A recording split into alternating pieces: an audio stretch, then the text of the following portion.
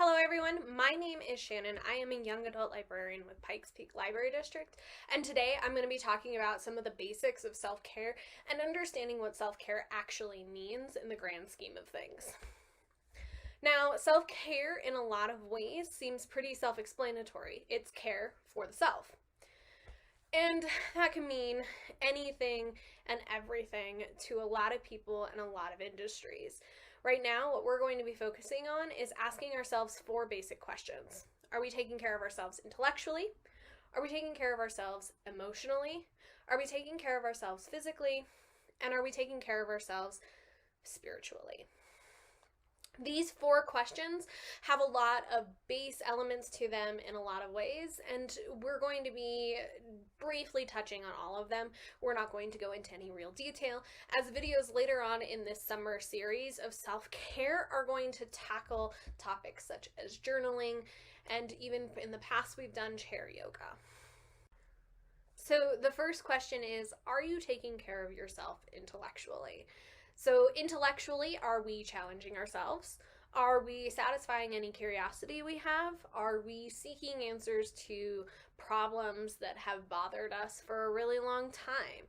So, it doesn't have to be what is the meaning of life, which is 42. If you are familiar with the Hitchhiker's Guide to Galaxy, 42 is the answer to life, meaning, and everything. But it doesn't have to be that. You don't have to be asking, what is the meaning of life? Instead, you can be asking yourself questions like, I don't know much about this. Maybe I should try and learn. And it can be as simple as pulling up a Wikipedia article about it. Wikipedia will give you base information. You're not going to be an expert, but you can kind of get an idea of what's going on. And so when we're asking, are we taking care of ourselves intellectually? What we're really asking is, are you pursuing information in a way that is good for you? Are you asking questions and then also trying to find the right answers? The internet has a lot of misinformation out there. So are you equipping yourselves with the tools to take care of that, so that when you recognize if an article has bias, or if an article just isn't giving you the right information, or maybe it's not giving you all of the information. When we're taking care of ourselves intellectually, what we're really doing is striving for a more rounded sense of self, and in the grand scheme of things, that's really all we want, isn't it? So then the second question, are you taking care of yourself emotionally? Now, I'm not saying that everyone needs to be perfectly in touch with their emotions and know exactly when they're in love or know exactly when they're angry. But maybe just stopping to take a minute to ask yourself, why do I feel crummy? Did I not eat right? Did I not sleep right? Maybe I had a fight with my best friend, and the two of us really just need some space so that we can figure things out. Asking ourselves questions about our sense of self, sense of our feelings, really helps us figure out and manage those feelings. Managing feelings is a really, really big thing, especially when we can get so stressed out that we have no clue what we're going to do. So we start to develop coping mechanisms, and those coping mechanisms can either be toxic or they can be really, really helpful. So when we're taking care of ourselves emotionally, we are engaging with and asking questions about our emotions that aim towards a more positive approach to how we feel. So our third question is, are you taking care of yourself physically? Physically, are you eating the right food? And are you exercising the right amount? So when it comes to food, are you staying hydrated? Are you drinking enough water, and not just juice with a bunch of sugar or coffee with a bunch of caffeine, but are you drinking enough water? Are you eating your food in the healthy proportions for your body type? So instead of consuming a lot of sugar or a lot of salt or anything like that, are you trying to strive for a balance of greens and fruits and meats? Or are you going entirely meatless yourself? Eating right is one of the first steps to taking care of yourself physically in a lot of ways. Now, our other question is are you exercising the right amount?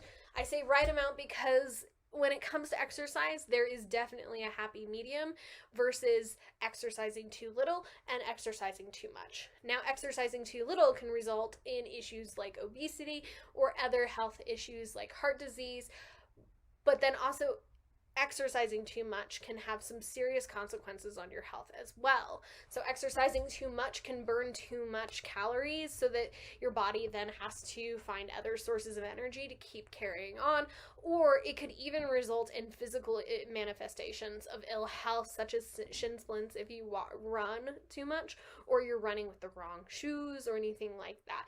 So when it comes to taking care of yourself physically, the goal is always to find the happy medium, not a too much or too little situation, instead finding your middle. So when we take care of ourselves physically, we're participating in regular exercise and we're eating the right foods. Now, me personally, I like to do yoga every morning every morning. So getting up means as soon as I'm up, I will roll out my yoga mat and I will do about 20 minutes of yoga as well as 10 minutes of mindful meditation. So our last question is, are you taking care of yourself spiritually? So whatever life philosophy you follow, whether it be an organized religion or a way you approach life, make sure you're checking in regularly. Is what you're doing in line with your morals, your teachings, and your overall view on life? Are there people who can help you participate in conversations about any questions you have? These can be parents, pastors, rabbis, or imams, and they can be valuable resources for you as you engage with your spirituality now and later on in your life. So there are a lot of different ways to engage in self-care, and in the description below you'll find a link to an article from Psychology Today that talks about 11 tips for teens and young adults to practice self-care. If you have a pet handy, play with them and you've checked one thing off of that list. Self-care doesn't have to be a slog, and it certainly doesn't have to be expensive. One of the easiest things you can start doing right now is creating some time for yourself to do whatever it is that makes you feel good. Now, I say that, and I'm speaking from experience here, because when the stay-at-home order was issued, I was living in my house with my aunt, my twin sister, and just me. Now, because of that, I don't really have a space where I can sit and I can work from home. So I actually rearranged my entire bedroom so that I can fit a desk and I can sit my computer down and I can get work done without having to feel like I'm encroaching on anybody else's space. By doing that, I have created a space for myself to not only be productive, but to engage in whatever I need to take care of myself. I write, I do crochet, I do a lot of things that are all aimed at making sure that I am being the best person that I can be and I am taking care of myself. So I schedule some of my me time, but you don't actually have to do that yourself. Instead, what you can do is periodically, as the day goes on, check in with yourself. Ask yourself some questions about how you're feeling. Are you feeling physically ill? Are you mentally just like you're in a weird headspace and you can't figure it out? So the reason why I'm saying to check in with yourself is because then the minute that you can identify that something's off, that's when you can start working towards a solution to fix it.